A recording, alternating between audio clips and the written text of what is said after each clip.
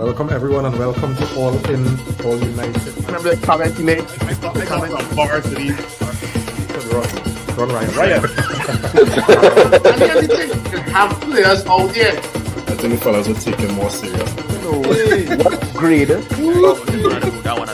Yes. Because at the end of the day, right now, Manchester United are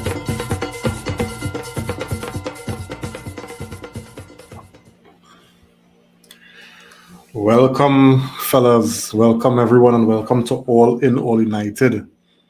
You know, these kind of Friday night games, I'm telling them, boy, how to go fix every tonight? I don't know now. Anyway. You better say thank God you get me here on a Friday night. It's gonna be me alone, me and Simeon. You know? Fellas, Simeon, Chef, those in the comments. Good night. Here now. Here what I say, right? Kudos to the linesman. You understand, for saving we and next 30 minutes are rubbish football. That's how I see it, right? Because that linesman, if he get our call correct, we'd have had to be enduring more pain now, boy. Yeah, man, I had a date that night, man. Man say, hey, wrap this up. Yeah, I'm telling you. And he just looked for the moment and he made the call. Or he didn't make the call. You understand? So get the linesman a raise, right? He deserves a raise. You know, and I mean, it was offside, right? It was offside. And here I say, right? Arsenal did win a penalty the last time we played it. And that was not a penalty. You understand? And they didn't get the penalty call didn't get overturned because it had no VAR. Right? So it turned in we favor. And we taking that, right? Because football are always fair when they concentrate on that front. So we taking the little bit of luck when we get it. Even though I thought at that point in time, you know, the game had already turned and it was in our favor. You know, we went up. I mean, we were the better of two pretty bad teams, which is not much of a compliment. But at that point in time, we went up, you know. And I mean, if anything had to swing, you would have more suspected it was swing in our favor. You know, anyway, Simeon, Chef Wallace saying, fellas.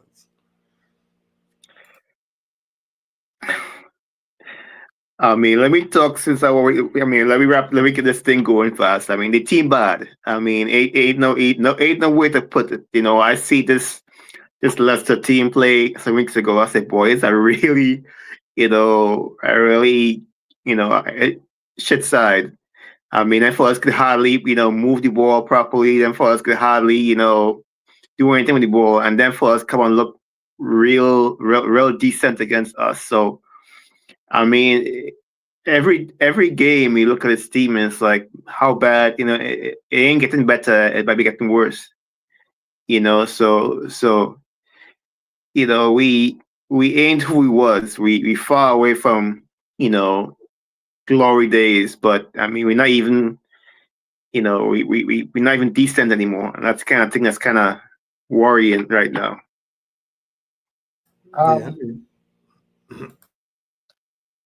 Then anybody can explain to me. Now I can understand that have teams with more talent, and that goes without saying. But if you watch we players, though, there's a team full of internationals, men playing for the country. I just want, because I don't know, I just want somebody to explain to me why it is we so much. I don't get it again. I literally don't get it again. We're talking just the basics. It's one thing to get, if you're playing Arsenal, Chelsea, them the top teams. But then it don't matter the opposition, we getting dominated. So I want, hear what I want tonight. I will talk less, and I want people to explain to me the reason. I don't see men start to talk about Amarin ain't it and his tactics. So I want men tell me what it is, because I don't know again. I tried to watch a game, and when I couldn't take it no more, I turned and went and watched Invincibles, Yeah. I prefer to watch Invincible. I prefer to watch cartoon than Manchester. So how, as a football fan, how you could get any kind of enjoyment watching that? So again, I don't get it. So maybe somebody can explain it to me. I don't get it. I don't get it. No, you're right, and I think that question, Chef, is what is on the tip of the tongue for all the Man United supporters. Listen, I listened to the halftime because the coverage I watched was from ESPN, and I listening to them fellas talk, and sometimes you could tell them they're talking rubbish because they have a Man United bias. Yeah, the agenda. Yeah, but it's like everything they're saying, I can't disagree with what they're saying because we're just so poor, we boring, we out there looking clueless. That means a joke, you know. Yeah. Because men had the halftime show. First the game is shit. Halftime show. Men had to laugh and make up things to talk about. Other than the game, you know. No man, that thing it reached a I don't point know, where I don't know, I don't know. I think we So maybe, actually as again, Nico now come in, so I don't know what it is. I thought I have football knowledge and I know, but I don't know what to say again. Then is we just the basics. Of course, all of us just watch football. We don't just watch Manchester United. And I can't understand why and I say that now, every single team in this league have some kind of footballing something when they go on the field except us. Us, we slow. We just look like we don't know what to do with the ball. And this effing back passing, though I swear we back as banal as I said tonight I wasn't getting vexed, you know, because though I refuse to let Manchester get me vexed again, though. Everything is a back pass. Me and I don't tell you, if I was paid to go Old Trafford to watch them kind of shit, I'd appeal to one of them. Because it's ridiculous, though. and imagine on top of that too, Chef. Sir Jim Ratcliffe raised the ticket prices. Yeah. You understand? So the fans that attending these games paying a lot more money to watch that bag of shit. Yeah. Nah man, them fellas gotta do better. Nico, what you saying? Yeah, but yeah, what's and is the football bad, but it affected the emotions too by yes, how terrible the football is. That shit is high in I watched Leicester play today. I'm telling you, Leicester looking like prime Barcelona, boy. Like, nah, boy. That if Leicester had first half, come on. I waste 45 minutes of my life in that first half. I vexed I didn't do something under that first half. That was the worst half of football I have seen. And that's it. And we have been bad. And you see, that first half was the worst. I see men picking up ball in the halfway circle. When it's easier to turn and go forward. Nico, again, I want somebody to explain to me what could be the reason. Because again, this is a team full of men. Nelly, let me say 90% of our team does play for the country. So Dan, somebody explain to me that I am so bad. I have a thought, right? Now this is not me, don't misinterpret this response, Chef, as me trying to make excuses for these players, because as you rightfully say, these are full internationals we're talking about here. We're not talking about no fellas from primary school and thing who know again the baby from Intercol. They know what we're talking about. We're talking about full internationals. You understand, playing against players who, struggling to survive in the Premier League. Right? Now, I could only assume, and this is watching the game, watching how the game play out, that these guys have a serious mental block, right, towards anything that is not counter-attacking, sit back and fast transition football. Because you look at our second half, fellas. Yeah. The Look at our transition second football. half. Yeah. We sit back and then give Bruno the ball, and all Bruno and Maguire was doing was looking for Garnacho. Garnacho. Yeah. We have been playing that kind of football for years, right? So it really striking me that it would seem that these fellas do not understand how to play patient, progressive football. Because as Nico mentioned earlier, it's had plenty of times I see Kobe get the ball, I see Dallo get the ball, I see who again, Ahmad get the ball in spaces where he could turn and drive forward and only passing the blasted ball back. Yeah. No, something wrong there, man. Them fellas there's a mental block there, chef. There's a mental block, Yeah. and that is And what I don't that know is. that. And that could get in. Watch me. That could send anybody crazy. Yeah. Yeah. That is not football. That is not football. Nah. I mean, what I tell you, What bugs me is- I'm not seeing we win. Go ahead, Simeon. no, I mean, like, the coach, we at this point again where the coach saying what he wants to see from a team, and you're not seeing it on the field. I mean, Amram said he wants, the balls going forward. Possession is good, but it has to amount to something. You have to attack. You have to go. But game after game, you ain't seen it. And yeah, we talk about we have internationals in this team, but like you said, we ain't seen it. And I think what's holding us back is we have our front line is. I mean, they might be internationals, but they ain't mature enough. They ain't to break that kind of block. You need goals. You need finishing. You need you need a pass across the box when these simple things. The man open, all you gotta do is get the ball across the goal and tap in, but you shoot it. Like, you need little things in that moment to lift the whole team, and you ain't getting that. But you see, Simeon, for me, the thing about it is this, we could get in attacking zones. But my problem is the whole build-up play or lack of build-up play. That's what I'm saying. I listen to Simeon and I hear Simeon, and while that is part of the problem, the thing is, Simeon, it's enriching sporadically to the attacking for the final third. All the nonsense is between defense to midfield.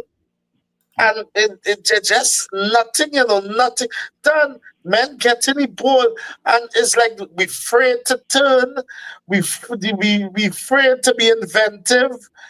And I would say this, and I'm going to say this. Men don't have to agree with me. We don't really care. It get worse since Amarin reached it. It get worse. You're right.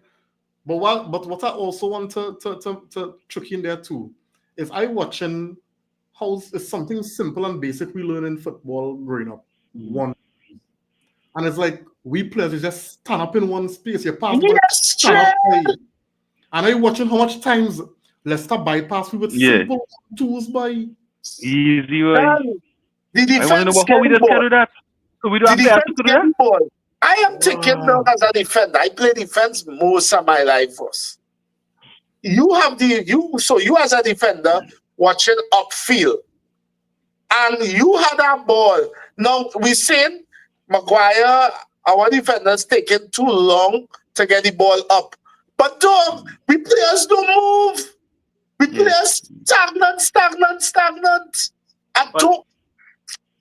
But like, go ahead, Simeon. No, I mean, like, I'm gonna see the whole game. I'm trying to see different parts. I watched what's the guy's name? Dogu play.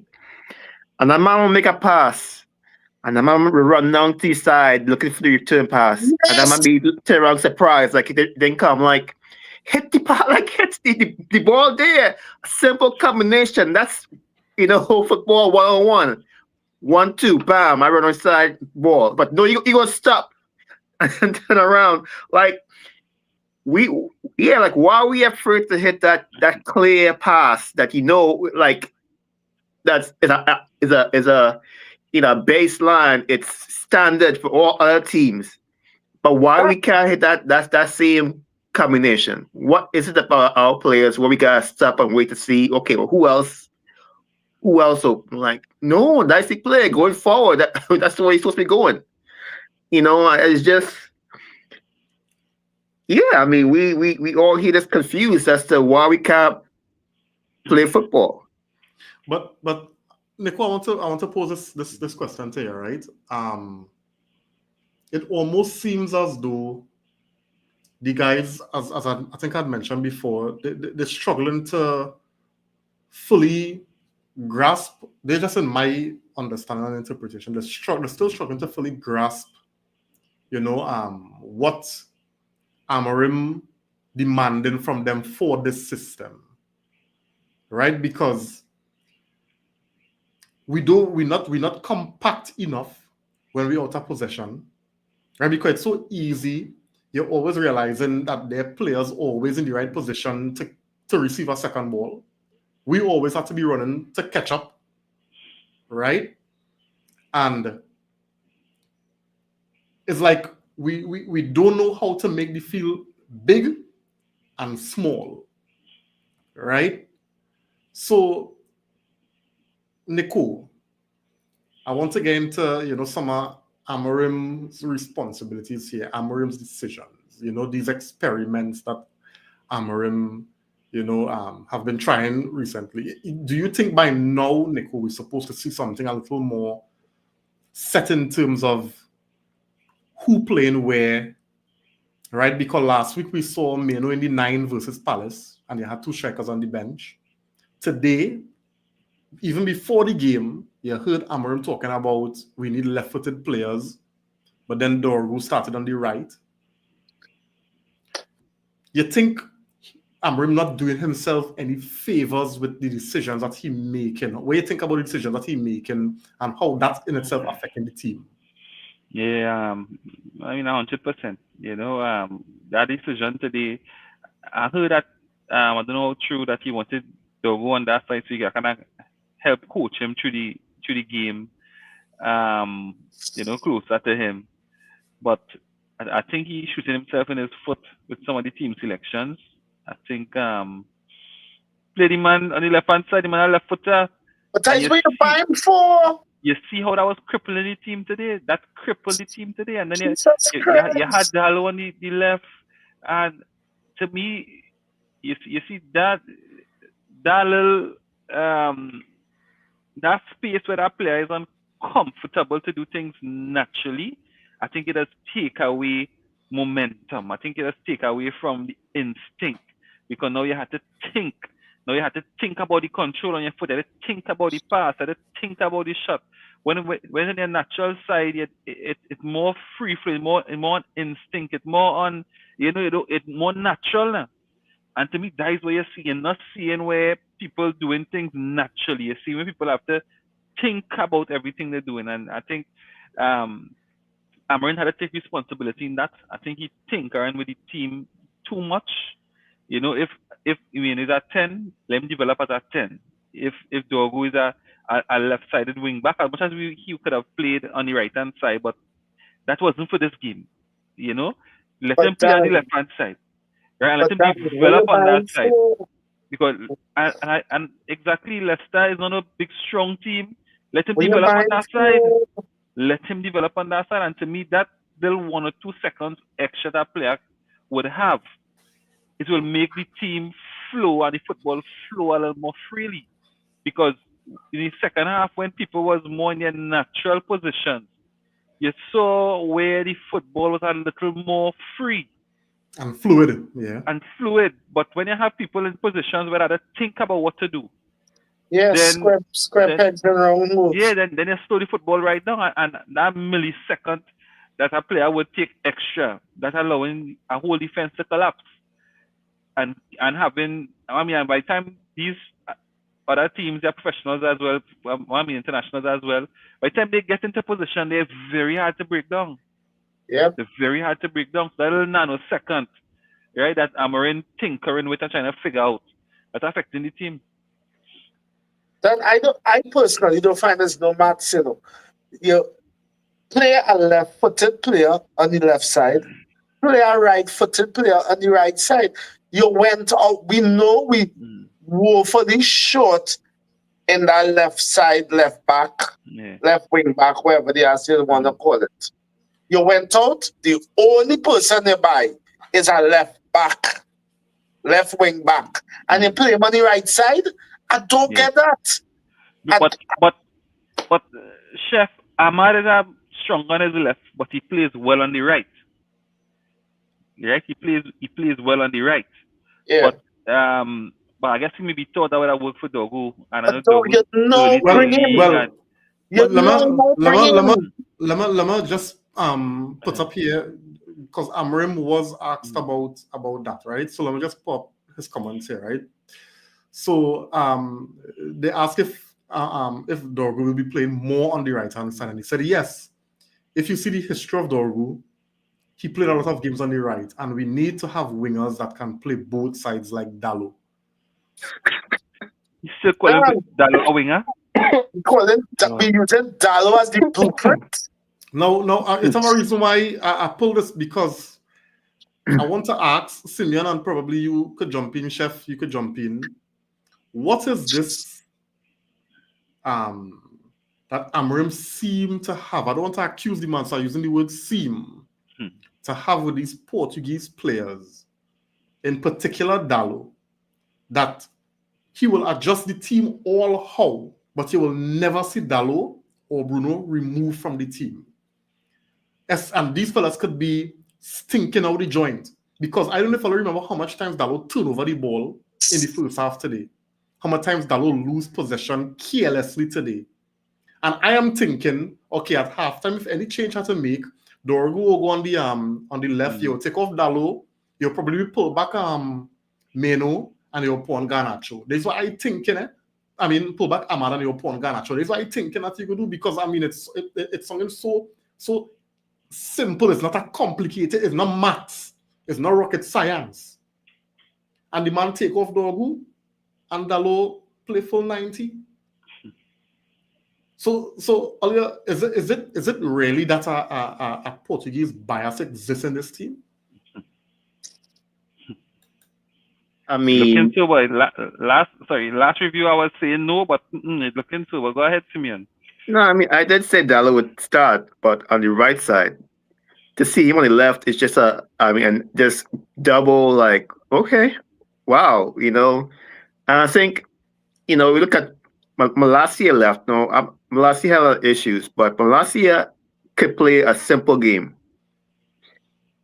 Malacia, you ain't gonna kind of dump to you get with like Dallo, and it's what Malacia kind of when he left, he was kind of happy to go and leave, and I kind of you kind of worry about some of his statements, and after watching this game, you're looking at Dallo, you're like, man, like, what can you do to get dropped? Like, you really, we have the replacement right there, and for him to keep referencing Dallo like that, I mean,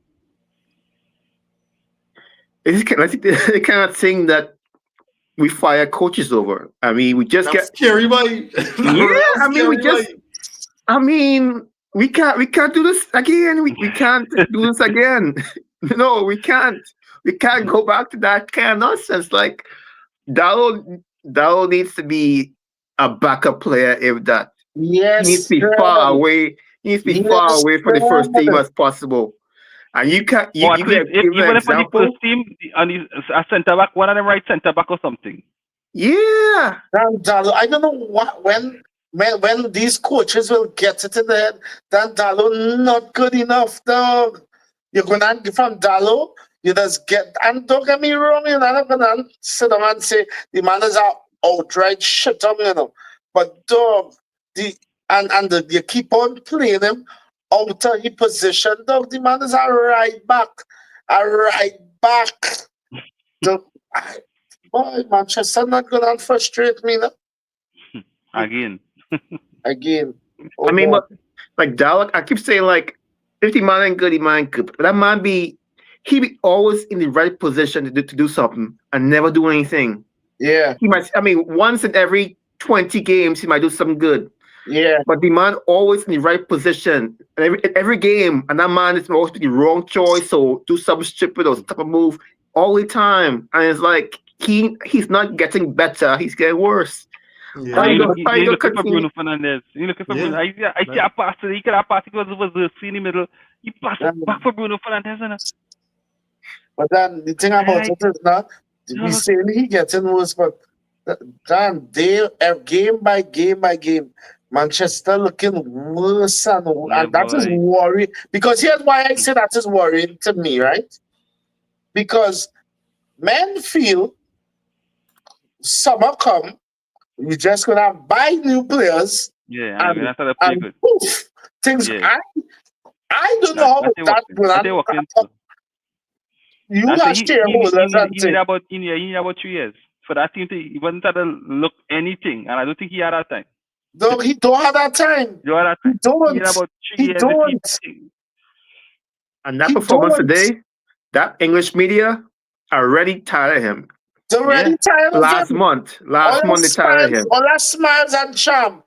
Dog, at the end of the day, it's about results, you know. And we getting the results in between. But the football just, and I think one compounded that is that how much games Ruda's in charge for? 5? Is 5 or 7? Well, about 4 or 5 games. 5? The football is actually decent for that 5 games, you know. Shockingly, you know. Yeah. Shockingly, you know. No, we know what we get with these players and them, eh? So don't get me wrong. So I not even going to study that talk with when Rude was in charge. But first, I don't know what Notary better than this. For sure. I understand, and I will say this again. I understand that we have that other. I don't want to say we have outright shit players, but because you can't watch me and tell me Leicester, Wolves, Brighton, these teams and them have more talented players than me, but they play better football. Dog, it have every team have.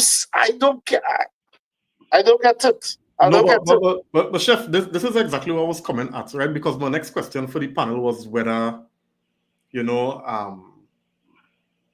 whether it's the players is shit or Amram need to abandon this 3-4-3, right? Well, let me just get some comments and then we'll come back to that, right? So Dion McDonald on the inside, good night to you. Thanks for joining, man. He's saying that attack fully impotent now. Right? Question: why did we take Dogu off so early? The manager said, he was struggling, right? And so you understand he need time, so and I guess this has always been how Amorim dealt with players who coming in. So Dorgu will get some minutes. He will get some half an hour. He will get 45 until. So I want to be fair to the manager on how he see the player because he have more insight on us. He working with the player on the training pitch. The guy gotta adjust the style of play. The only disagreement I have with the manager is for not starting the man in his more natural position, right? Dion also saying here, play the guys. Yeah, exactly. Yeah, we were crying for left back and we play him in right back. Yeah, nonsense, man. Simple.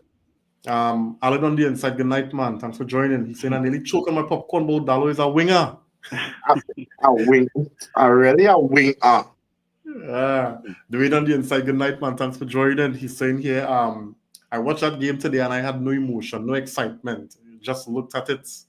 And okay, we won. Yeah, and that's what coming too. It as Nicholas always say, just getting numbing the more you watch it, and it just getting the touch from the team because we invest in so much emotion, and it's like we ain't getting nothing back now, boy. So eventually, it's just Yeah, that's Wherever. like wherever, you know. You see the game, you miss the game, it don't really matter. Yeah, it's a matter, you know. And when you see the result, you say, thank God you wasted 2 hours. And I don't know Yeah, about other people, but yeah, as the seasons go by, your love and your take for this club just getting more and more eroded, you know. Like you really don't even care again, you know.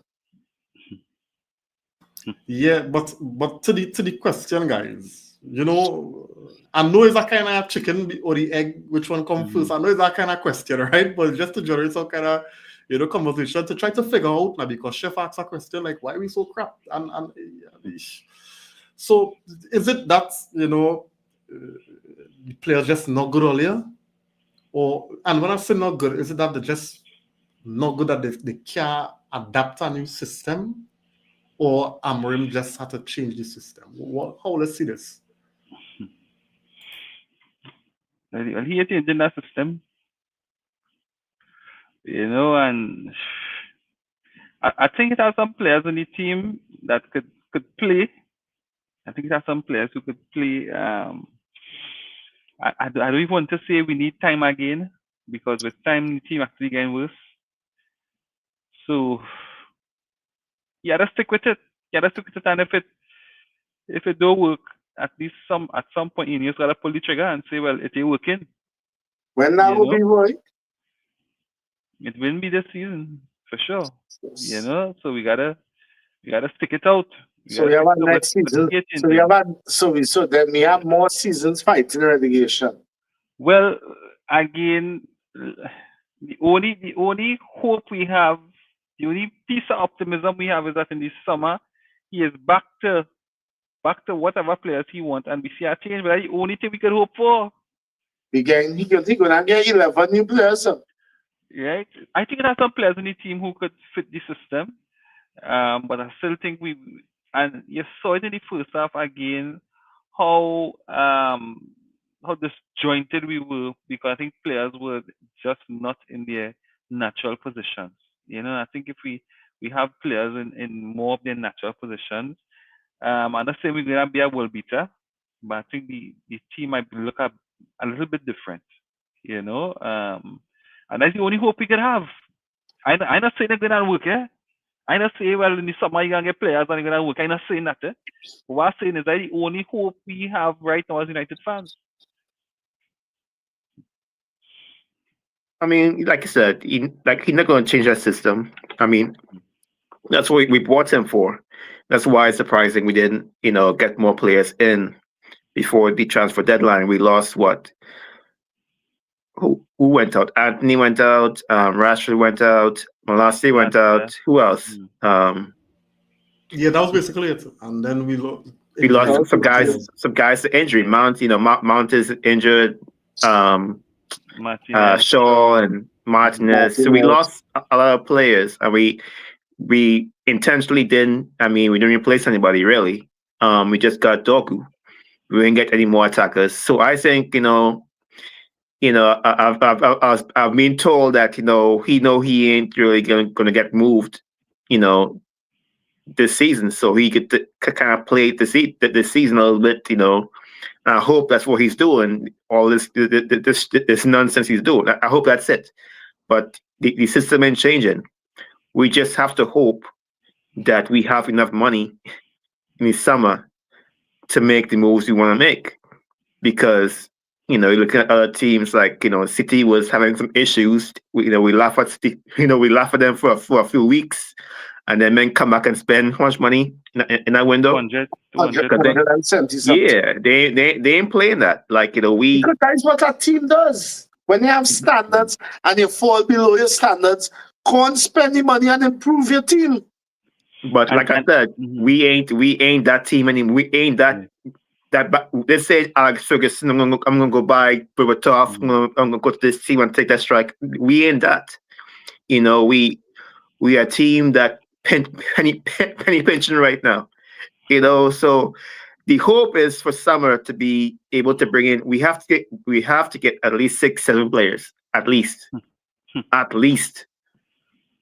minimum 6-7 players. But the thing about it, Simon, I've been honest with you. I could see it happening. I could see that happening if it's one season where I think, because I know Nico always saying we ain't getting no more than 4, or he could be surprised if we get more than 4, that kind of way. But I could actually see this window when you look at what we're doing in terms of trying to get players out and who have to leave based on contract expiry, who contract expiring, and you know who going on loan that they're coming back and who we definitely going to let go. I mean, like, sure, who that's day. Yeah, I think saying 6 players coming in is not a reach, you know. No, they're not stretch, to be honest. But they have to be. All right, so let me say that because I just go in based on history, right? If we think about it now, let me think. In order for them to bring in 6 to 7 players, because you're not wrong, you know, they have to bring in that amount, but you have to get rid of men off the team too. That's happening. Right. So let me see who contracts expiring this summer. Ericsson, Lindelof. We know for sure Casemiro going. We know that for sure. For Casemiro going. Chef Casemiro going to stay and we thought he would have been gone already. Mount might want to stay. No, well, we know Mount. Mount had 2 more years on the contract. Yeah.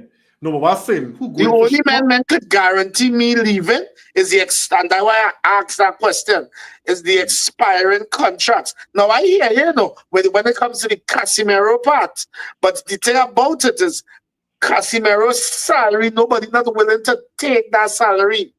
I think Casemiro, you realize he reached a stage in his career. Casemiro real cool sitting on that bench and getting money on him. I don't think so. I don't think so. I think Casemiro want to play football and Casemiro will leave to play football. Yeah, but remember, like it's like Basaka. I mean, you just pay them off a certain amount, make a deal and pay them off and for them to go. All right, so you have so again on the Casemiro. So you have Lindelof, Ericsson, Casemiro. Who else? I put in Shaw on that list. Malasia, I put in Shaw on that list. I put in Shaw on that list. Shaw has contract to 2028. How you doing that? I think Shaw staying. Shaw will be here. You can't push. That's what I'm telling you. I want to push Shaw on that list. I put in Shaw on the list. I wish I could push Shaw and Mount on that list. But I have contracts. Why? I know I'm going to say ungrateful. I want to put Maguire on that list too. Now you have to be crazy. I want to put Maguire on that list too. You're overdoing it now. No. Nico. No. I mean, Nico got a good point there. Maguire's playing well. But Maguire have a ceiling. Yeah, I agree. You see Maguire today? But they now give him a contract extension. And that's why I said I wouldn't put him on. You can't put him in literally. If you get a price. No. If you get a good price. My thing with Maguire is we want to get rid of the players who we need to get rid of. Yeah. Because, again, we don't want to just go and try to change the entire club in one window. So Maguire is the ones who will go next window. Yeah. You know what I'm saying? You have to be strategic. You want a little bit of balance in the squad as well, right? Yeah. So Maguire could stay. Maguire, he proven some use. Keeping Shaw, or keeping Maguire, or keeping Monk. The English, man. No, but honestly, the road we're going down, right? But what I said is keeping. I wish we could get rid of them. But what I said is we can't because they have contracts. And they have big contracts too. And you tell me who gonna pay Shaw to send them in their medical room. That's the point I know with a thank you. Most likely when he leaves, he's gonna retire one time. Because nobody gonna sign it. So you see? He will not see the contract. Now Rashford gone. Anthony gone. Rashford gone. Anthony gone. Last year gone. So that is what 7 players right there, chef, or 8. About 8 players you call there right there.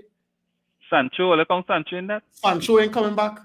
Sancho. What Sancho done from the time? Let me tell you something. I think it's Reem said it. From the time Malasia could say he going to play. He going to club where he can play good football. Good football again. Good football again. And then let me be real. You can't tell the man wrong for saying that. We sitting down here watching that team. Who the hell go want to play with a team playing that kind of football, boy? That's frustrating. But the underlying point that we gain at Chef is that bringing in 6 to 8 players in the summer is not a far-reaching thing like how it would have been before. I think that's is So you think they're going to spend upwards of about 200,000? 200 million? No, 200 million, sorry. but I want to also look at where we aiming low now, right? We're looking at 30 million, 45 million dollar players.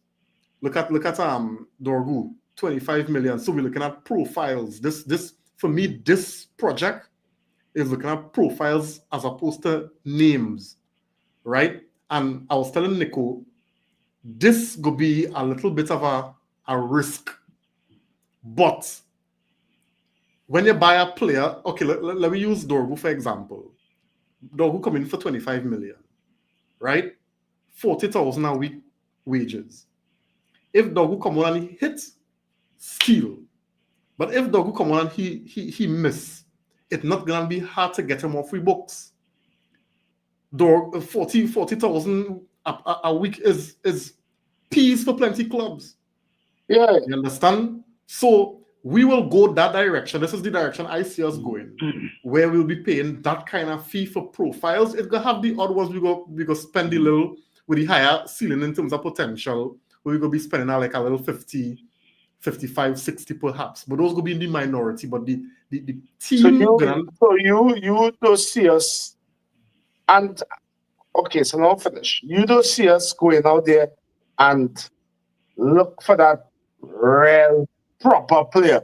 You see us just looking for a striker, yes. Probably it might have 1 or 2 marquee signings. Yeah. You understand? But but you see that 8, we're not gonna be spending 60 million by 8. We're not gonna spend that kind of money. You understand? We definitely need a more experienced striker. You understand? And you see that midfield area, boy, we need some quality inside it. And creativity. And that 10 as well. You understand? And we need more athleticism in this team, boy. And that's one of the things Amorim mentioned about Dorgu. He quick, he's strong, and he athletic. Yeah, he does run. You understand? I mean, and you could see that like this is I always say we need athletes, but like even if you have like some things you don't have to. Even on a bad day, you can still outpace a man. You can still shield the ball. You can still do things, just simple. Like things people struggle with. Like some people on the ball, like just getting shrugged off. Having another person back there that can actually tackle. You have men running to your team. You can't catch up with them. When you catch up, you can't tackle them. I mean, they're shrugging you off. Like we have too many non-athletes. Passengers. Exactly. That exactly the word. And like, yes, you got to who have to carry all that weight because he got to cover. He's saving me plenty right now. Cover, yeah. Right now, you got to look in No, dog. It have plenty. We getting cut up, but it have plenty players. He by himself saving me. Yeah, I'm saying no, but we open like a baddest all the time. Yeah, but you see, Reem, he's not a creative type player, and we want him to be that now. So we want him to be somebody who he is not. Again, profiles. We have to do better there. You understand? Right? We want him to be somebody who he is not. Look at. All right. Anyway, I want to get the thoughts, fellas, on Dorgu debut, the 45 he played. What the thought was? What are some of the positives that he scored? What are some of the strengths, if I see any weaknesses in his game?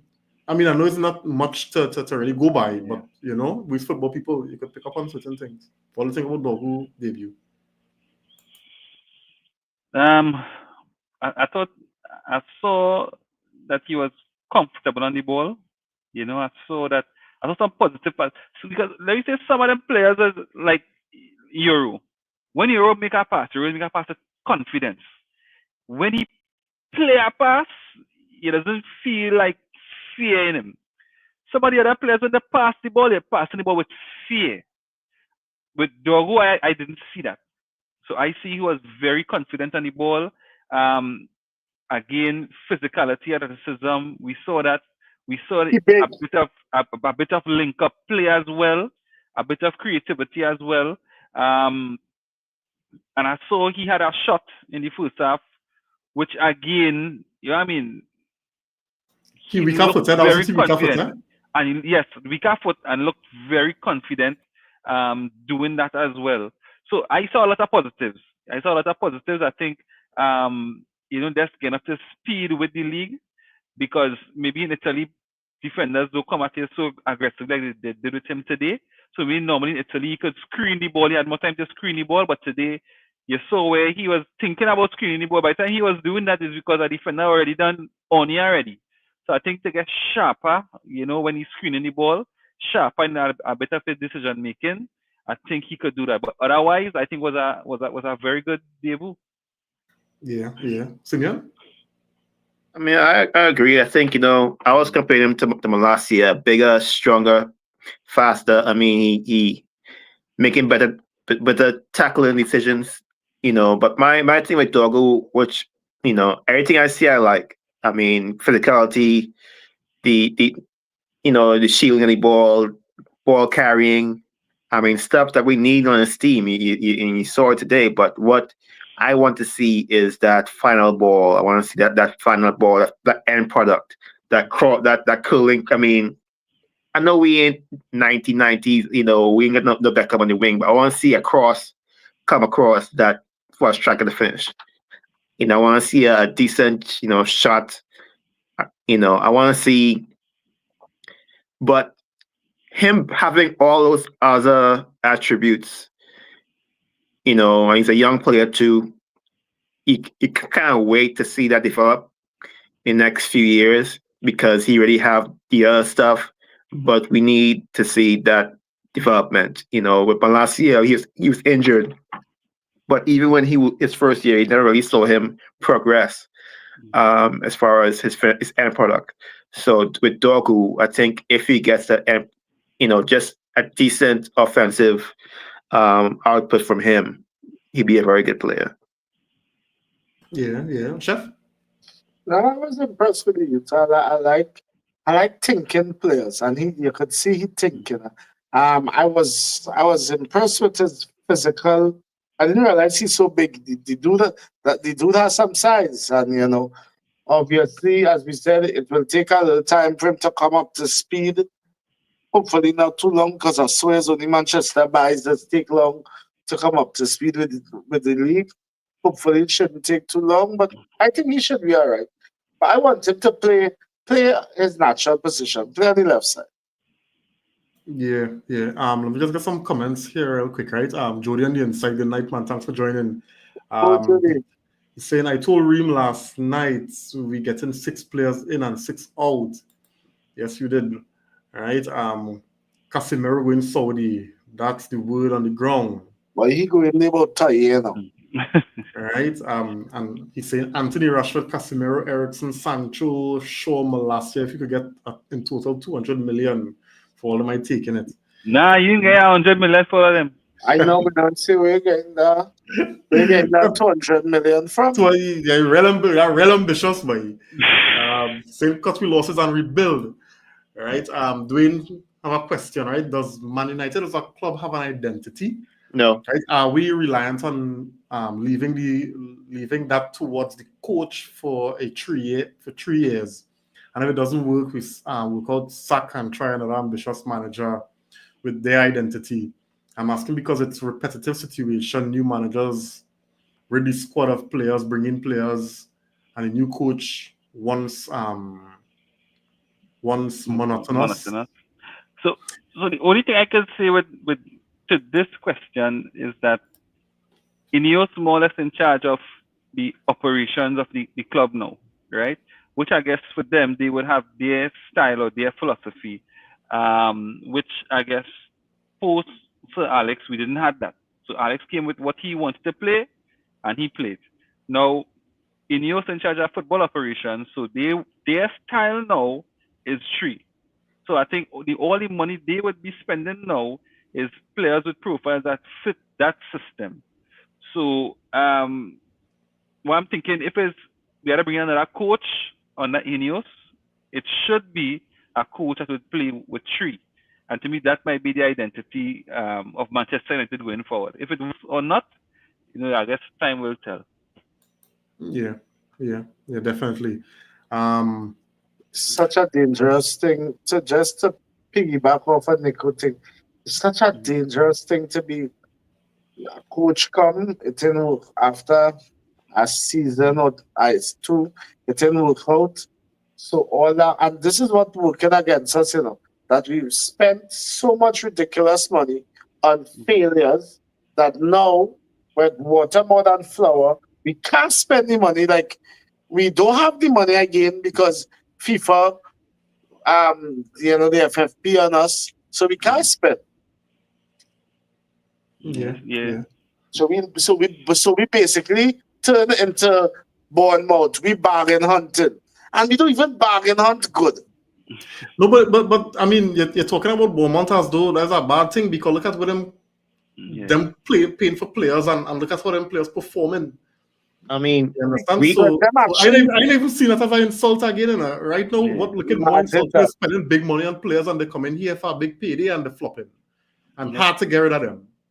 I mean, this thing we don't real. I mean, we understand, but this club has been in decline for a long time. It's just being covered up and painted over with, a lot of time with big spending, big money, big incoming players that just can't cover up. But we've been in decline for a long time. You see with the stadium, you see it with everything, the training facilities. But at the same time, we're declining. At the same time, all these teams, Bournemouth, Brighton, they've all mastered the art of doing more with less. They have their systems, their academies, their way of playing for probably 5 years, 5-6 years, and you see it come to the fore now. At the same time, we've fallen apart. And it's the worst time too. It's like now that we, it's bare. It's clear that we were falling behind and rotting. We can't use the money we have. I'm sure at some point they thought we just outspend. We would just spend and make ourselves better, and now we can't do that because we in City and we can't sue the FA. We can't sue the FA every 2-3 months to sign more players. We at a real dangerous point in this club's and we can't afford to. We don't fire one. We fire one coach already. We fire what's the GM we hire and fire. We don't have the money to really miss again. So we have to get this summer period right. But as somebody had mentioned before, we kind of behind clubs like Bournemouth because when they sack a manager, the manager that coming in after not going to require nothing different from the players that's already there. Same style. You understand? So when I can't remember, it was Gary O'Neill who was there before Areola. When he left, they were already looking at a manager not because he named big, and that was the problem that Man United how we were looking for the next big thing, right? We were looking for it in the manager dugout and on the playing field. But now that has to change, and I think this is where we are. Yes, we're behind because all the other clubs more advanced. They make their decisions. Yeah, them rip up well, but they had on the start over long before us. So we had to really, as Amorim put it, suffer, before we actually see this team competing at any kind of respectable level. You must suffer, man. Nah, yeah, I suffer, chef, because this thing what we're doing here is not an overnight thing, especially as you say, with how we tied on with this FFP thing. Yeah. So we have to be real circumspect what we're spending. We can't go and play with spending like City. City had the buck now, right? Them had the buck. So I mean, not just the profile. I mean, the mental profile have to be right too. Yeah. To come to United, you have to be what the fight and claw and That might can't change be just now. soft. That might change just now. Remember when everybody coming and beating you, then then you don't have pressure to play on that again. But Because still, you're Nico, You're still under pressure. still boy, boy. You're still under. No, you know what the I worst feel the part? expectation. Nico, Well, we now know the expectations getting less and less and less. No, it's Yeah. not. But here's the thing, No. though. It's not. It's no, not. no, it's It not. is not. It's not. It is Yeah, not. no, Listen, because let me tell you something. Let me tell you something, right? all now you see Old Trafford burning down on memes all over the place. No. Let me tell you something. Right? Jack Grealish, 100 million, right? And what you think he would? Yes, the team winning, and I think that's his saving grace. That the fact that the team winning, but you don't hear nothing about that because I'm Man City. You could imagine. Look, Hoyland and Xerxes. Xerxes 35 million. And they always talk about the two strikers who cost over 100 million misfiring. It is, regardless as to how poor we are, the pressure will we just sell papers, we just sell stories, we sell news. I think it's changing really because No. I tell you, Manchester United games used to be the prime game on a weekend. Right now, Manchester United game is not a prime game. I'm not even talking about that level in terms of football. I'm talking about in terms of news. We still sell because I don't feel anybody who hear that news surprised again. Nobody in surprised in the news again. When you hear the headline, still news. It's still Manchester United. When you watch ESPN FC, man, that's like who didn't but before it's like, hey, Crystal Palace. Who Crystal Palace have? Man, gonna check us who Crystal Palace have that could beat United, but no. Man, like, alright, cool, and man, move on. If you listen to all those different pods that are doing analyses after games, every single one, the amount of time they just spend on analyzing our games. Yeah, but if we continue, so that changing. No, it's changing, eh? I don't disagree with you, no, it is changing. Yeah. But we still a topic, but the expectation we are a hot topic right very now. Low. Still a hot topic. Even though the expectation is low, we still have very, very hot topic. Yeah. Right? I'm just getting this comment here from Dwayne saying exactly, Chef, a very dangerous game.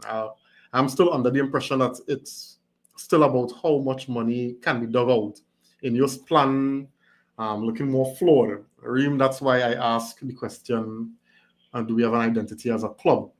Have we put that as a priority as part of the new structure? I think so. And I think Nico, if you listen to what Nico said, I think he covered that, Dwayne. You know? I mean, obviously, it'll take some time to implement because we still have a lot of players under the old regime now, but that we need to get rid of. So that's why from this summer, going forward, based on the kind of recruitment and players that we bring in, you'll begin to see more and more, the image of what Ineos, want in terms of style of play and that kind of thing. That's the hope. I want to believe too, just as you're saying, based on who the recruiting and who you're going to see a lot more younger players coming into this team too now. Yeah. I just want to touch on Euro. Right? Euro was immense today, fellas. I thought if it's one thing that we've been crying out for is a little more speed in the movement. In terms of the decisions on the ball and passing, and every time Euro get that ball, Euro don't delay on that ball, Euro passing off that ball with precision, quickly, proper pass, the weight of the pass, he going forward, he passing forward more times than sideways or back. Yeah, he does be moving. He does be moving. Yeah, and even when he moved over to the left side, I mean, I don't know what Martinez would have done. But I didn't really miss Martinez today because I thought Euro did a real good job. Well, he just playing Leicester City. Yes. No, at the end of the day, we had to play who in front of we, and Leicester we today. All I'm saying is You ain't miss Martinez today because against Fulham we play Fulham too, and we had to depend on But I believe Euro have a lot of upside to him. So I really hope that the Manchester cancer take him over. Right, that's why we need to get plenty players in. Yeah, and get rid of what we have. Yeah, and make that turn around, boy, because it's infectious. Yeah, for sure. Look, watch Mazwari. Mazwari still trying, but she's anyway. I find Mazwari yet. No. I still find Maz is one of the better players in his squad. Yeah, he is. But you're seeing the levels dropping out there. I noticing it, I noticing the levels dropping a little bit. I see the mistakes. I see the hesitation in some of what he's doing. I see but it. the team's struggling, so the team is. The entire team's struggling. So it will filter through. It will filter through at some point. I watching Spurs play yesterday, and Spurs is so much friggin' shit. And what I say to myself, we play them next, and then when I play all over we. Of course. Well, I think about the back three. I mean, we were thinking about what would be the best back three with Martinez not being there. I thought that this back three today was perhaps the best back three. Who else? That the best three? It had to be Dillett, Martinez, and Dillett, Euro, and Maguire. Today. It was Mazwari, Euro, and Maguire played today. Yeah, sorry. Maz wasn't bad, but I still find the best back three will more than likely have to be Dillett, Maguire, Euro. I think, if you want my opinion, or like a jump in after, Euro and Mazwari had a play. Maguire and Dillett them to play rock paper scissors. They go into bench. Okay. Yeah, I can agree with that. A little more speed, so fair enough. You need the pace from them two players and the intelligence, the ball carrying ability. Yeah. You understand? Mazwari quick. Yeah. Mazwari and Euro has speed. And they have good ball progressors too. And intelligent too. And intelligent. So two of them had to start and let Maguire and Dillett decide. They let them fight up. That's how I see it, and I think that's the best back three in Martinez. I watch it just subtle things with Euro. If somebody hold on to Euro and really develop him, Euro could be so bad. Now Euro showing some quality, man. He gained up to speed with the league too. Yeah, and I like he quickness with passing. I like he intent with passing. Yeah, man. Everybody taking long. He legging that ball quick, and it's not a kind of fight and give up the ball now, boys. Yeah, that was saying. Yeah,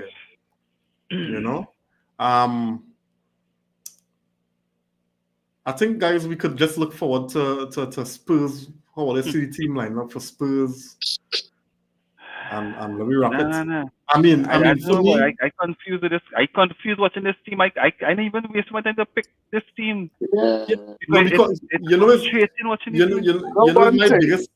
my biggest thing. This issue with we striker, because Amorim has been picking Højlund over and over, and it's appearing to me that Højlund perhaps suiting what Amorim want from his number, the profile now. Yeah. But Højlund just not giving us anything, fellas. Nothing. Right? Yeah. And, I mean, this is not me walking on Højlund to lift up Xerxes. But I just feel as though with Xerxes there, we're getting more. Xerxes winning the ball. You understand? Xerxes, in terms of on the ground, he playing, linking the football, he progressing the football. He probably weaker than Højlund on one-on-one duels. He probably slower than Højlund. But when you look at the trade-off, you're getting more from Xerxes. So I'm trying to understand what it is Amorim looking at.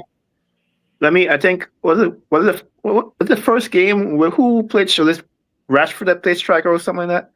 We I'm trying to first game. remember Yeah, Rashford. because I mean I agree with everything you say, but I'm thinking to myself, if you had functioning wing backs that could make the runs and get forward, and hit the ball first time, that's where a crashing Rasmus would be most effective. Yep. Someone that could get in the box quickly and finish off chances. That's my only thought as far as why Rasmus would be starting, because Rasmus, we all know he ain't no good hold up the ball on the middle of the pitch. He can't do that. But if you have functioning wings or wing backs that could take a man on and get ahead and put the ball in first time, not have to look, find the right foot and try and make a cross that don't reach. Like if you have a team that could, have that kind of quick transition play and make crosses into the box, Rasmus, you know. But as far as build up play, I mean, he needs balls to run on too. yeah, he needs the ball at his feet at the right pace, at the right angle. But you see that you had to also consider, Simeon, with that is the context as to how we approach games, right? Most teams sit back, right? And we have to try to break them down. So most times your striker back will be facing the goal. So in that sense, and then to look at the number 10s that you're playing, Amado cross, Amado is coming inside, right? So you ain't getting no crosses across the face of the goal, and unless you playing counter-attacking football where you have your defenders facing their goal running, that's what you're saying they're not even gonna compete. So we had to be playing against a bigger team where we sitting back and we playing on the transition. I mean, all the teams we play against bigger teams. No, but that's what I'm saying. When we play against bigger teams like, let me say, Liverpool, City, Arsenal, perhaps what you're saying there would work. But the other teams sitting back, they're saying break me down, and they will try to play counter on us. So we need in that more times than not, we need players in our attacking third who could unlock, hold on to the ball, hold up the play, link up the 1-2s, those kind of things. Yeah. And this is what Xerxes have over Hoyland, and the manager keep choosing Hoyland. Look at today, Xerxes come on and was, I mean, I think he had a significant impact on the game. And I know even talking about the goal. I mean, Xerxes could play football. I mean, it's simple, but Xerxes could actually play football. He can make a pass, make a run, he could hold on to the ball, and that's what we lack. He's that anchor in the middle of the field that we lack. It'd be nice if he could play, a 10 role or a more central role, just because we have nobody. Bruno really can't do it properly. He might see a good turn from Bruno now and then, but Bruno is too light. He's too soft. Decent player. I Bruno is our best player. Yeah, but that's sad. Soren Che 2 on the inside. Thanks for joining, man. He's saying, guys, simple. Since the Glazers took over United, what have they achieved? If United don't spend and buy good players, they will never reach at least top 4. When the transfer window is open, we're the last team to buy players, and what type of players we get. We need an experienced striker, and buying 2 young forwards is not good. I can go on with more, but we're not going to reach anywhere with this team. I've been following United since I was 11 years old, and I'm 58. Wow. So I know what I'm talking about. No doubt. But I mean, we will see. We will see. So fellas, let me get some closing thoughts on a little wrap it, yes? We through to the next round. Right? It's almost as though playing home or playing away, it doesn't really matter. It don't matter. I find playing away that's better. I find playing at home. I've been honest with you. I don't know why, I just prefer probably meet a harder team, because I am convinced now that we suffer from the underdog syndrome. So once we go in and we're not expected to win, we're just going good, we will be compact, and we will break and transition real good on the big team. Yeah, small team mentality. Yeah, real small team mentality. Closing thoughts. Manchester is not to frustrate me. Next. I know. I just totally disappointed in the performance today. I was looking forward to this game, and what has I said, and what as we win it in the end, it still didn't feel like a win. yep. You know, it really didn't feel like a win today. No, I mean, right now we are at a point where we start to, look at the coach and question what he's doing. I just hope, we've seen eye to eye with Amarim on so many things. I hope we don't start going in other direction now. Play a decent team. Don't try any more foolishness. Let's try and get a decent team playing some good football out there, and all the experiments need to stop. Agreed. Yeah. Well, Amram has we playing next week Sunday. So Amram have a lot of time to work with this group, right? So we can only hope that with this weekend into the week, it gives you enough time for the players to recover. You understand? For them to review this shit show, right? And go in for Spurs because we need points in the bag. And I tell you, I reached to the point now where I just need us to secure for sure Premier League safety, and I want to focus on cups. You understand? So whether we finish 17th and taking that, if we could, make a good run in them cups and them, because this nonsense all here. And the thing I want to tell you, I just look forward to look at this team play, and from the time we kick off, it's be like, oh, God, boy. What I was looking for. Everybody have a good night. I don't look forward to. As a Manchester, I love my team, but I don't look forward to watching this team play at all. Man, no, it's the hope now, boy. It's the hope. It's the hope that expectation. kill you. Yeah. You know what? Because I watched some highlights today. I don't know it's come in my feed, and it's the worst thing I ever did in my life, man. Was watch them highlights. It was prime Ronaldo and Rooney. Yeah, and I see that my eyes started water like, man. I guess how the mighty have fallen. Yeah. Man, backflip, flick, and that man was to this now. That's that's too hard, man. That's and listen, that was a long time ago, It feels like it. If you watch Rooney, you're gonna feel it's a long time. You're gonna feel it's all kinds of years old. Yeah.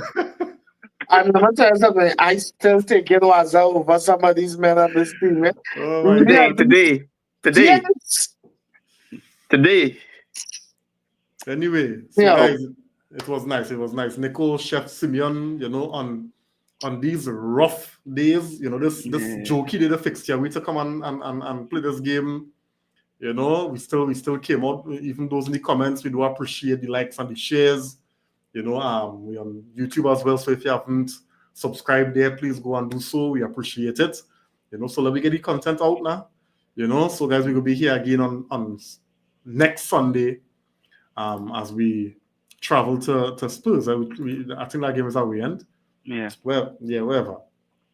So yeah, guys, so have a good night. See you in the next one. Blessings. Bless.